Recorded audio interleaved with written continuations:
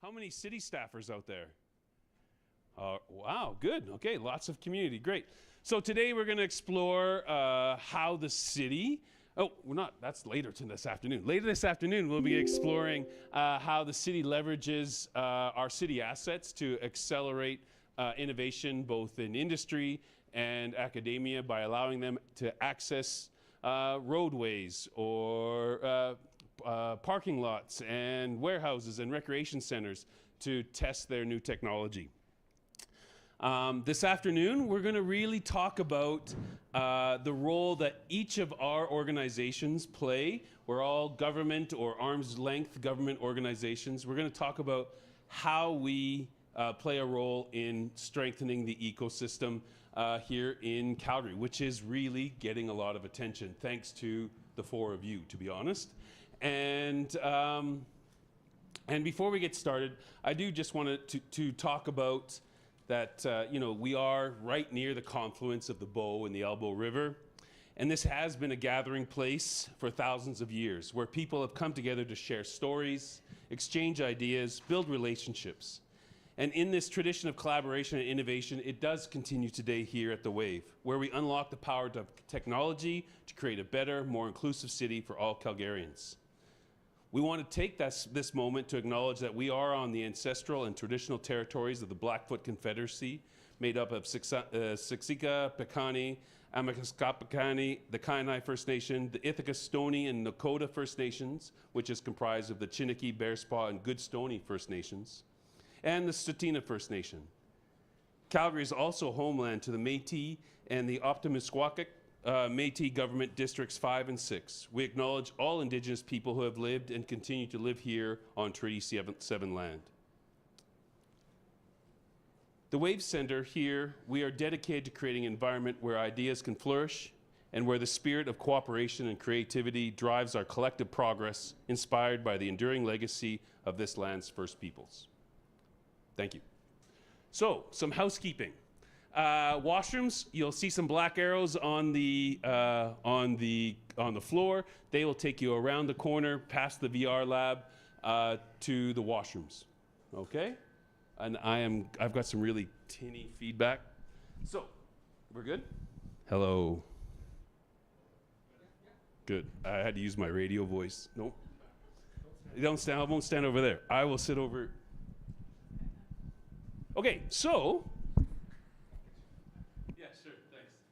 So what we're going to go through is I'm going to introduce you to four dynamic people making waves in our city. And if you could tell us about your role and how that adds to our ecosystem. And Derek, you've been on this wave ride for quite some time. Maybe you can start with you. Sure thing. Really happy to be here. Thanks so much, Jason. This place looks absolutely amazing. I was here, 3 years ago. It was an idea. It was an empty space. I couldn't see it, what it ended up being, but I could see the idea and the value proposition and everything that the Wave Tech Center is trying to do. We saw that together, and look where we are today. So still so excited about the value proposition and what this can do for the city. Yet another amazing addition to the innovation ecosystem here. It's almost hard to list all the resources now, and this is such an excellent addition with its unique, important value proposition. So really excited, Jason, for everything you've done. Congratulations. Thank you. Team effort. Yeah, definitely, as they always are, for sure. So I'm Derek Armstrong. I'm a director with the Opportunity Calgary Investment Fund out of Calgary Economic Development. Talk a little bit about OSIF, but not too long. It's a $100 million fund. It started in 2018. Our mandate is to essentially diversify the economy of Calgary and build resilience. 6 years later, we've invested about $85 million of that into the ecosystem in a lot of different projects, 30 projects. I can get into some details there. Got a huge return on investment. Like, look where the city has come, 6 years ago to today. So just that investment has just been totally game-changing for the city. Prior to OSIF, I was at Prairie's Economic Development Canada, just down the road at Harry Hayes. So I was 5 years at Prairie's Can, so a regional federal economic development agency, and there. And I was managing a program called Regional Innovation Ecosystems.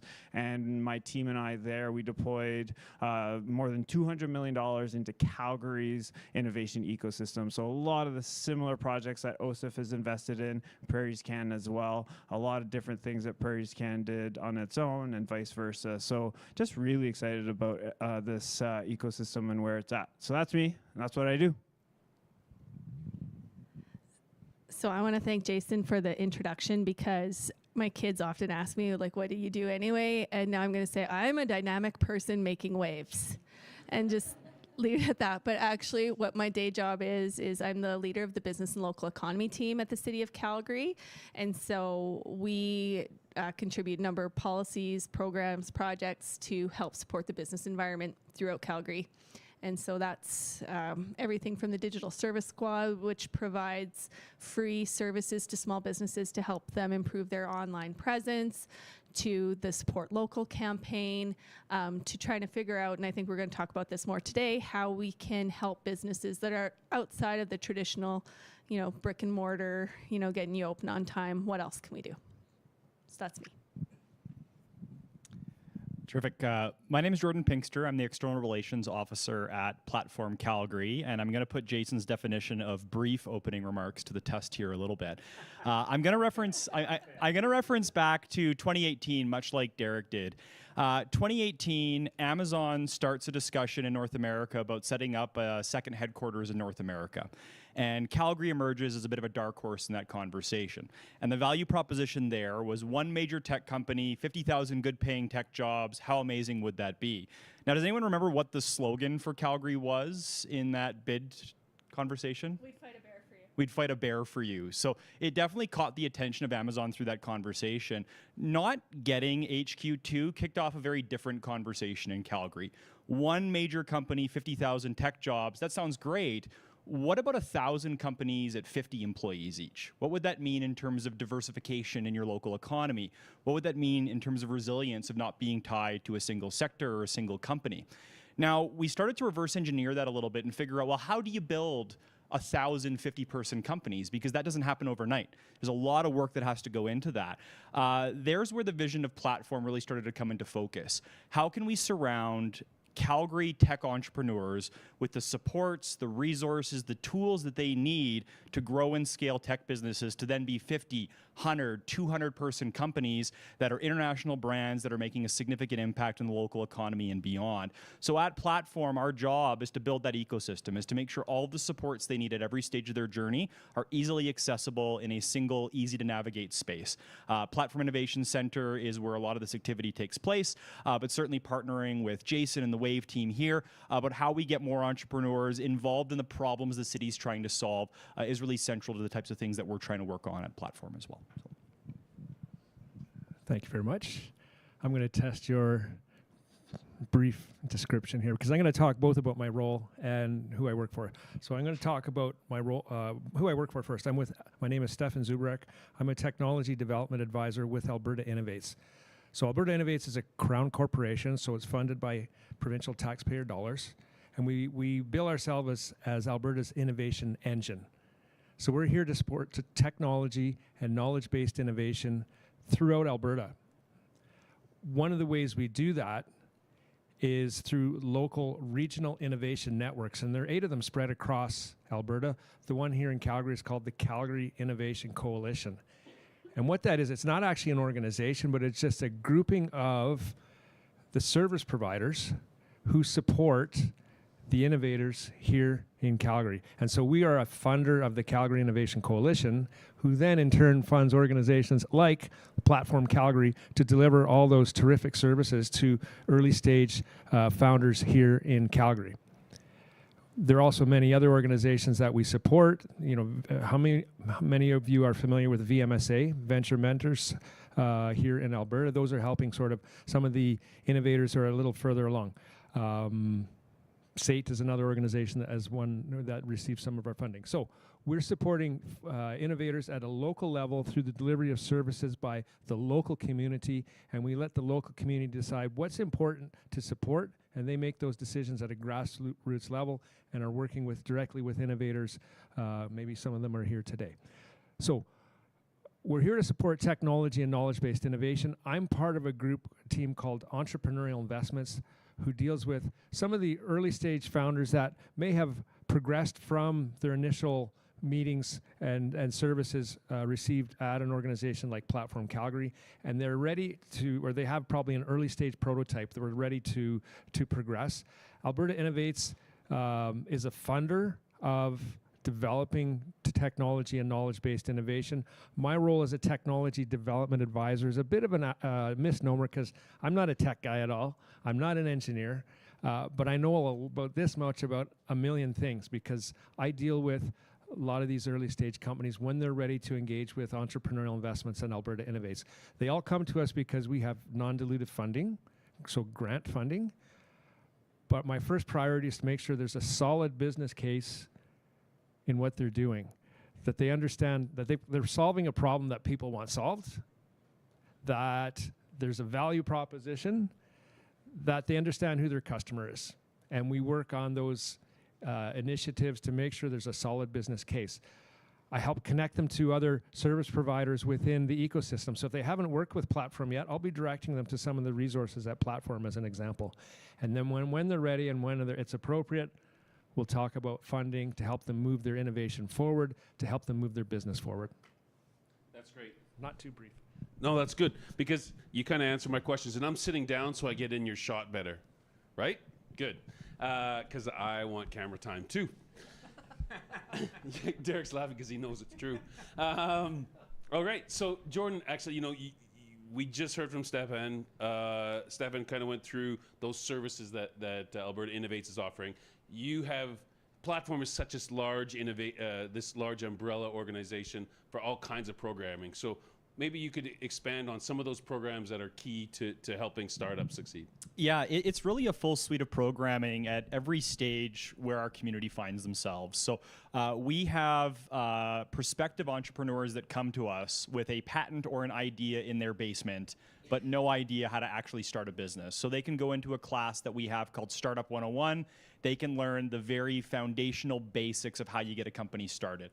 How do you incorporate? How do you build a business case? How do you do some of that really important work that happens from there? Beyond that, we have some pre-accelerator programs that are funded by Alberta Innovates, where you get a little bit sharper. You get a little bit more into the weeds in terms of building a good product, testing your market, building a marketing plan, doing some of that work. And then the final stage in the journey in terms of the programming at Platform is our incubator program. Companies will come to us, high potential founders will come to us for a year-long curriculum where they set a stated goal at the beginning. Maybe it's, I want to raise $3 million in the next 12 months, and I need your help in order to do that. They'll come to us, they'll get access to coaches, mentors, industry connections, relationship building with investors to try to help them reach that goal. Now, I bring up the incubator for a very deliberate reason. Yesterday, we had a graduation ceremony for our second cohort of the Platform Incubator. We had 7 terrific companies that are moving on to the next level as they continue this journey. Platform is a bit of a pipeline here as well. So there are larger international incubators, whether it be 500 Global, CDL Rockies, other programs that are out there that are keeping a very close eye on the companies that are coming out of our programming to bring them in to take them to the next level and find out how they can support them from there. Platform also operates under a partnership first model. My colleague Kim is in the back of the room there. He's our partnerships manager over at Platform. We've assembled this amazing network of more than 100 partner organizations that can deliver services, opportunities, coaching and advisement to these founders. We can't be all things to all people at Platform. We don't have the expertise to do that, but we can bring in a very particular organization that is helping founders in the clean tech space figure out how to build up a technology that can serve clients in those areas. We bring in not-for-profits that are helping underrepresented communities find ways to to access the capital that everyone else is accessing at the same time as well. So really, when you walk through the doors, we might not have all the answers for you on day one, but we can certainly connect you to a program, to a service provider, to a partner that can certainly get you started in the right direction. Great. Now, as we start to look at that ecosystem and where our teams all support each other, I think the Wave is trying to fill a gap, just like business and local economy fills that gap. Once you've gone through the incubator phases and you're ready, okay, you know what? We've been housed at platform. Now we want to do some brick and mortar, or we're deploying new technologies. We've seen companies come in that wanting to deploy new HVAC systems that don't fit our permitting, or now they're producing 3D printed concrete. How do you get building permits through that? So how does business and local economy take these innovative business ideas and adapt to what's new in business?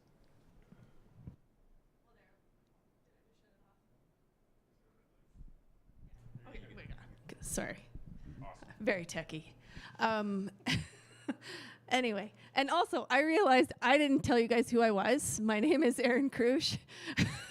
I said what I did, but I didn't tell them my name. I just figured everybody knew you. Yeah, right. Dynamic person making waves. Okay. Anyway, how the city and our team at BLE really helps that is, a really good example would be right now, there's this big conversation about the Calgary plan and the zoning bylaw and things like that. So when new regulations and things like that are being discussed and coming towards council, we can work with those teams internally to bring that particular lens, understanding that whatever we do, we want it to be flexible and adaptable, so that coming back, and I mean, there's one thing right now, I guess the complete streets policy is also part of what they're going to be discussing, and in terms of the lighting and things like that are involved in that, really being careful to not specify the types of lighting you might want, and really being able to make it open and adaptable. And so a lot of that is it's not fancy or anything like that, and it's really hard to quantify it, but it's important that as people are writing these rules and regulations, at least the ones that we are responsible for, it's making sure that they are adaptable, so that when new technology comes along that we might want to consider, it's easier. That's one less hurdle to have to go through. Other things come, working with our procurement and supply team to see how we might allow for experimentation, a lot of the kind of stuff that's happening, that will be happening here. One of the really exciting things about it, and Jason was right when he just said, in terms of the gap that it will fill, is providing that space where people with the ideas or the city, colleagues say, I have this problem and I don't know what's out there to help me, that they'll be able to come here and maybe at least narrow down what they might be looking for, and then, have that opportunity to go to market perhaps with something they'd never even thought about before. And so those are some of the ways that our team can help support what's happening here at WAVE by being that connector. Something else that happens, somewhat regularly, is Jordan will send me an email with a team, somebody who's come through their one of their programs, and do you know where can they find help? What can they do or whatever, And so now this is another resource that we can provide depending on where they're at in those stages. And I think you really kind of talked about some of those barriers that we're seeing from these innovative companies, right?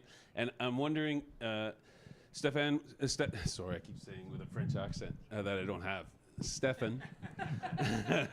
There's an easy little thing to remember, but I'm not going to say it. People call me F and Stefan, right? Okay, so Stefan, just from that higher level provincial view, what are some of those barriers that you're seeing from startups and innovative companies here in Alberta? There's a couple of things. I can go really deep here. So always getting your first customer is hard, right? Getting your first paying customer, wanting to take the risk of trying something new. And so, a lot of the folks we're working with, they're excellent builders. They know how to code, they know how to design a robot and build a robot, or they can do a process technology to purify water, as an example. But they don't have the client relationships. And so building that skill set, first of all, to know how to engage a client is something that's really, really important. But also getting, like, as much as we're perceived as being risk takers in Alberta, it's a very conservative environment in terms of people wanting to try something new. So that's always a challenge, to get that first client. Funding is always a challenge. Money is a resource, and nobody ever has enough. And Alberta Innovates is there to help move things forward, but we never pay for it all. Okay, these startups, they need to be able to access additional funding from private sources, and that is a big challenge, especially in the pre-seed stage where clients have built something. There's indications that they're solving a problem. There's some client interest, but they need that next influx of funds to take things to the next level and perhaps get that implementation. I've got 10 clients off the top of my head that I work directly with that are in that spot right now. So that's always a challenge in terms of access to money, and having engaged, knowledgeable investors that are willing to take a risk in the tech space. Those are probably the top two. Thank you. It's a great segue into some of the things that Wave and our Smart Cities team is trying to do here is help fill that gap. And how do we help legitimize some of the work that's being done in our tech sector? And then how do we even work to becoming the first customer? Which is government as first customer would be a huge win. It's great to have on your portfolio or on your CV.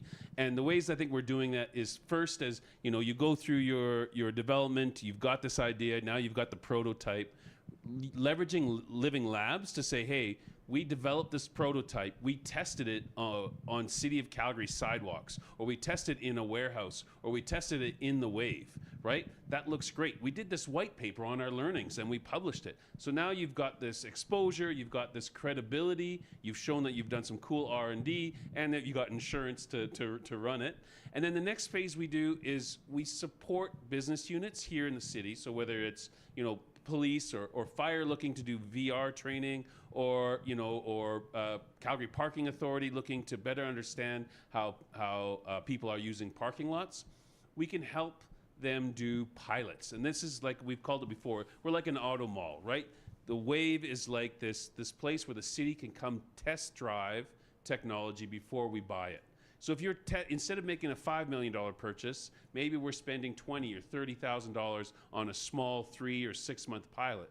And when you're de-risking the investment, you're more likely to try a company that isn't Microsoft, or a company that is local, or a company that comes from a First Nation startup on some of our regional partners. So we're helping companies access those opportunities to become a first customer, right? And I think that's a big win for us. It's a gap that the city's had in the ecosystem, perhaps. That's a big stretch maybe, but I think we're helping fill some of those gaps. Now, Derek, we talk about the government as first customer, but we also, and you talked about a conservative investment base. So what does Calgary Economic Development do to not only to attract investment into the city, and into some of these small companies, but then even do some of that attraction of small and big players that help lift all boats? For sure. That's a great question. I think the best tool we have inside Calgary Economic Development is the Opportunity Calgary Investment Fund. Having a municipal level fund for economic diversification and resilience is actually not quite common. When you look at other cities around the world, there's not that many other examples of an OSIF type fund. So the city was extremely innovative in providing a group inside CED to deploy $100 million to diversify this economy, and it was 100% warranted, as we all know. But where we are today compared to 2018 is night and day. And so OSIF has, over the last 6 years, invested into 30 projects. And so, the one-stop shop of the Platform Innovation Center, OSIF just announced some funding for the Investor Hub. Of course, we're into the Life Science Innovation Hub, the Energy Transition Center, the Aerospace Innovation Hub. So 5 years ago, the ecosystem wasn't mature enough to even have sector-specific hubs. We've gone so far to be like drilling down into some specific opportunities. There's Quantum City even now that we're looking at. There's, this hub. There's just so many opportunities for an innovator or an entrepreneur in this city, and it's extremely exciting. So that's, I think, something that is the best tool that we have, is the Opportunity Calgary Investment Fund. Calgary Economic Development does so many other things for the city, though. I think, we're a storyteller for the city. Of course, that attracts investment and talent and people. And look at, the record levels of migration of people coming here, record levels of VC coming here. People want to be here. And I think part of it is just telling that story and getting that word out there. We were like almost the best kept secret in Canada, but the word's getting out now, like almost too much. It's like, holy cow, how are we going to support all these people? But it's one of the most livable cities in the world. I mean, that goes a long way.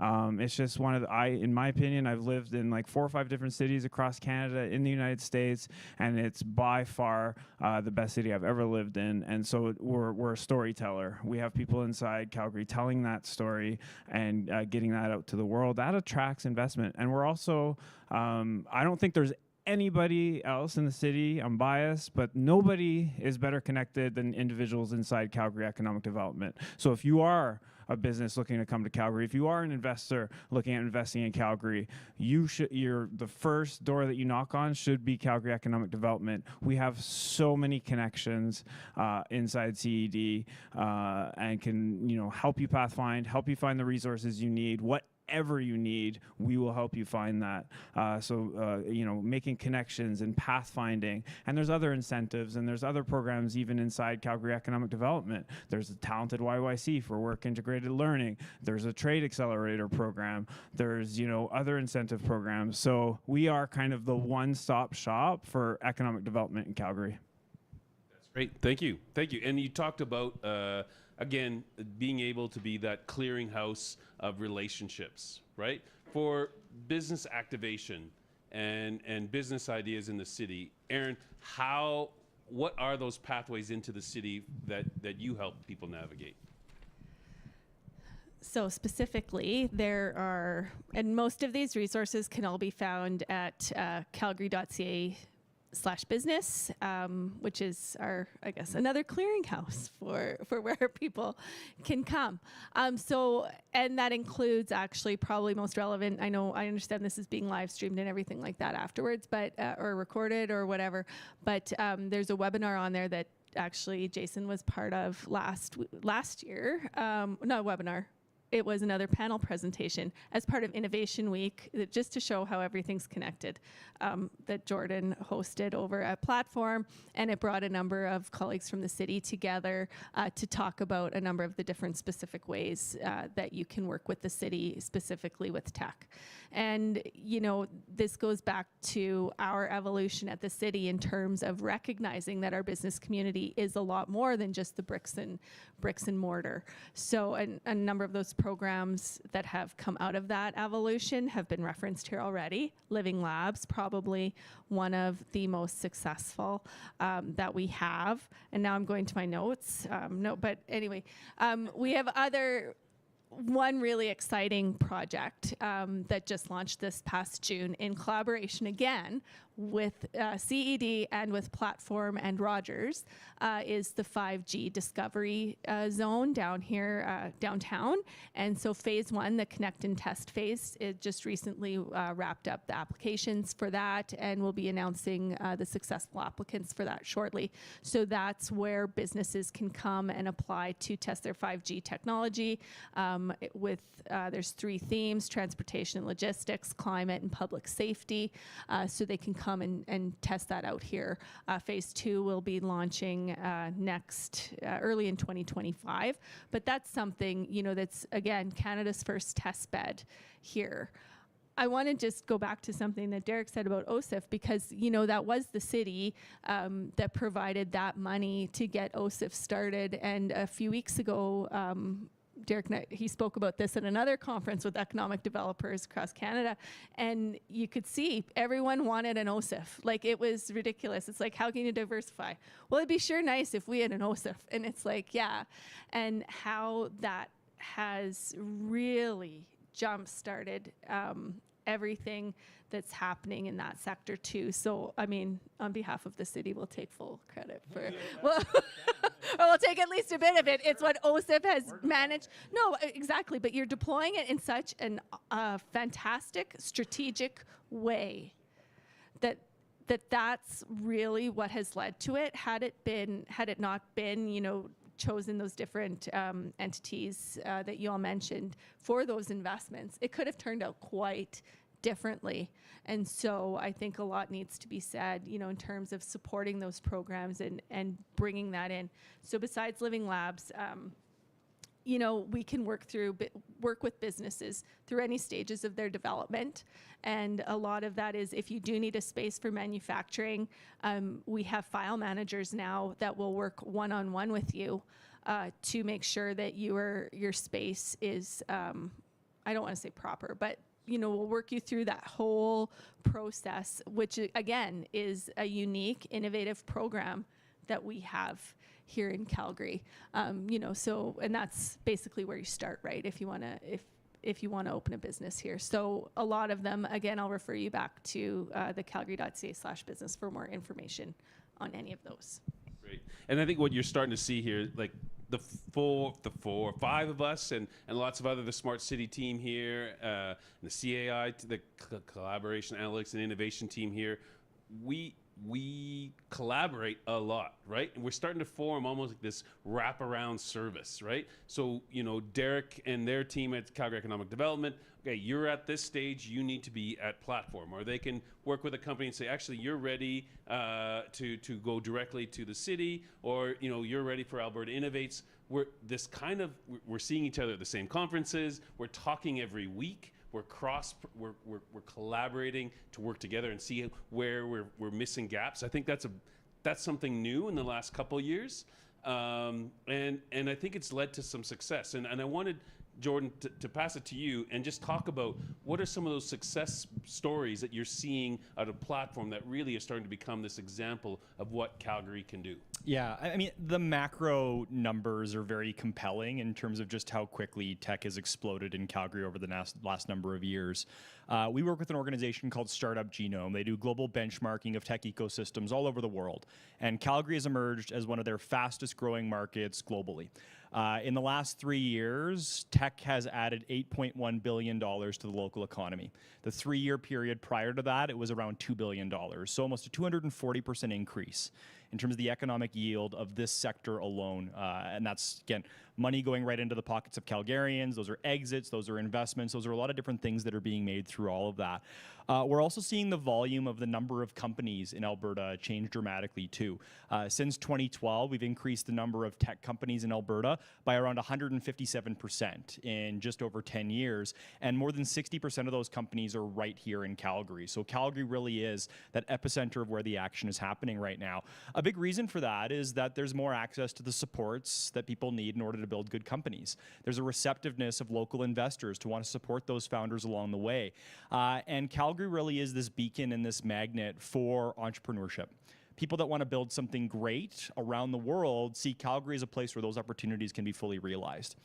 One of the things that I find most interesting about the work that we do is some of the social enterprise, social good that comes out of the technologies that are being created from some of the founders that are at Platform. We have new Canadians that come to Platform having been in Calgary for a number of weeks in some cases that are building a technology because their integration into Canada meant that financial systems here and back home weren't communicating particularly well with each other, which led to credit rating issues, issues with them getting approved for a loan or a lease. So they're building technologies that actually solve those problems to ensure that their family, their friends, when they move here eventually, they don't encounter those same problems along the way. So it's really inspiring to see people using tech for social good through so many of those opportunities that are coming out of there as well. I'm going to do a shameless plug here for a quick second as well. Aaron referenced Innovation Week.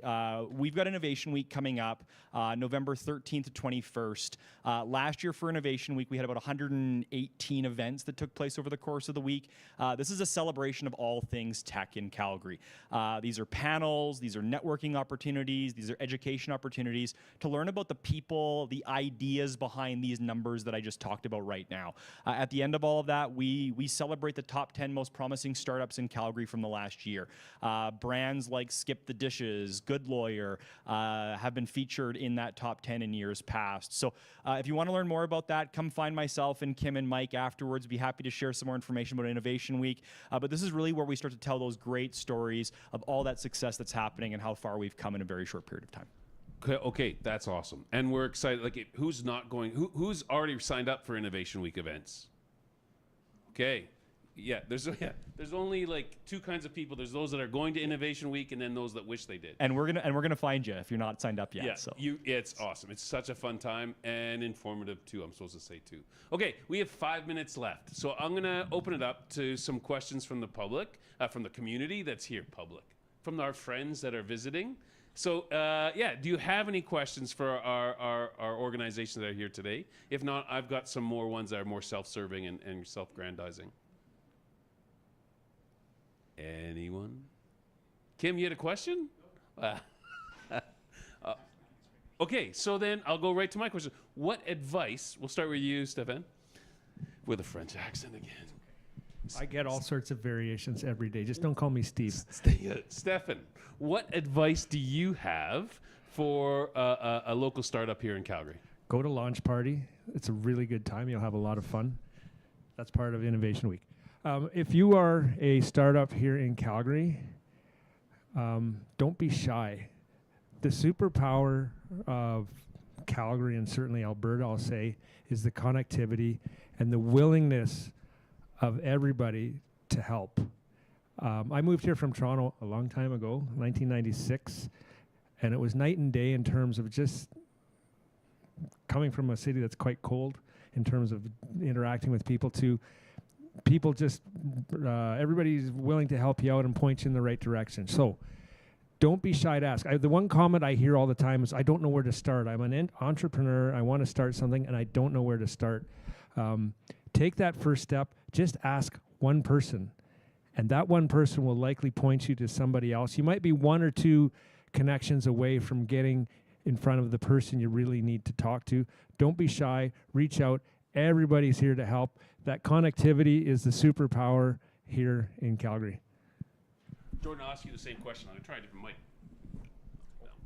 It's a very similar vein. Ask for help. You don't have to do this by yourself. Being an entrepreneur is really hard. It's really intimidating. It requires a lot of personal, financial sacrifices along the way. There is a growing network of supports that can help you throughout that journey. To further Stefan's point, what's so unique about Calgary is this is a city that gives back and supports.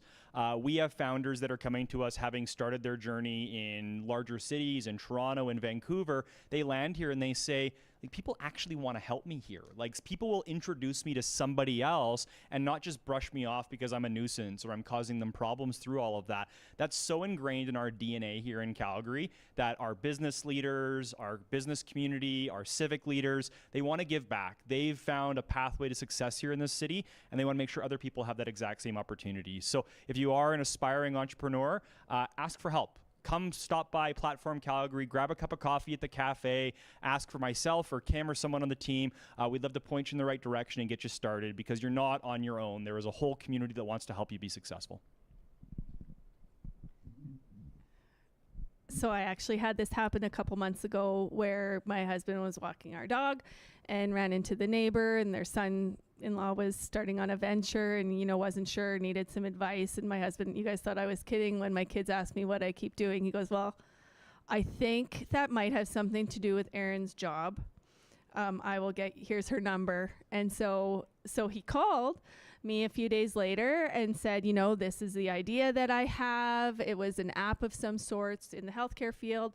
And I said, okay, from what it sounds like, have you heard of Platform? And he said, no. I said, well, that's where you need to go first, because from the stage, what you're describing me, if like they'll be able to help you there.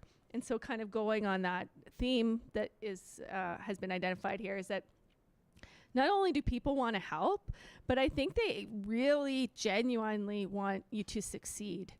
There's not a lot of that, there's probably some, but which is natural, that healthy competition, but it's a healthy competition.